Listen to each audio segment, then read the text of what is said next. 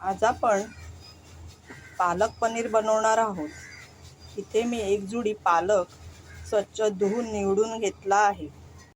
इथे मी पालक आता उकडून घेणार आहे। पालक आता आपण उकडून घेतला आहे, तो आता थंड करून घ्यायचा आहे। थंड करून झाला की आपण तो मिक्सरमध्ये बारीक करून घ्यायचा आहे। अशा प्रकारे पालकची आपण पेस्ट करून घेतली आहे। इथे कढईमध्ये मी तेल गरम करत ठेवले आहे। आता आपण त्याच्यामध्ये 2 लसणाच्या पाकळ्या चॉप करून टाकल्या आहेत। आता जिरं टाकायचं आहे। 1 चमचा जिरं टाकलं आहे।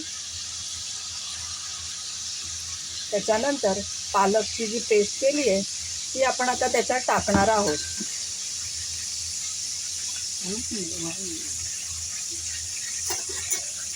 जिरं चांगलं तडतडलं की मग आपण पालकची पेस्ट टाकणार आहोत।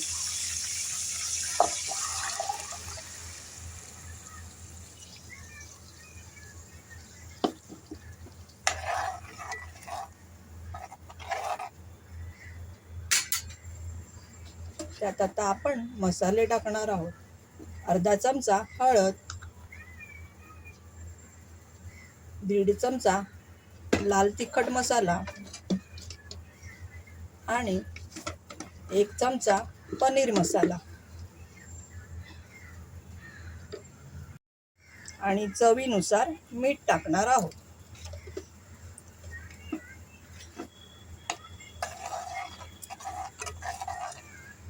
आणि चांगलं एकजीव करून घेणार आहोत। सर्व मसाले मस्तपैकी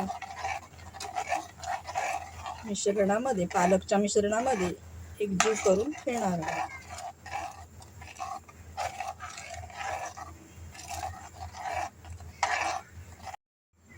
अशा प्रकारे पालकला चांगली उकळी आली की मग आपण त्यामध्ये पनीर टाकणार आहोत।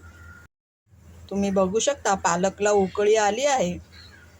आता आपण त्यामध्ये पनीर ॲड करणार आहोत। इथे मी 200 ग्रॅम पनीर घेतला आहे एका जुडीसाठी।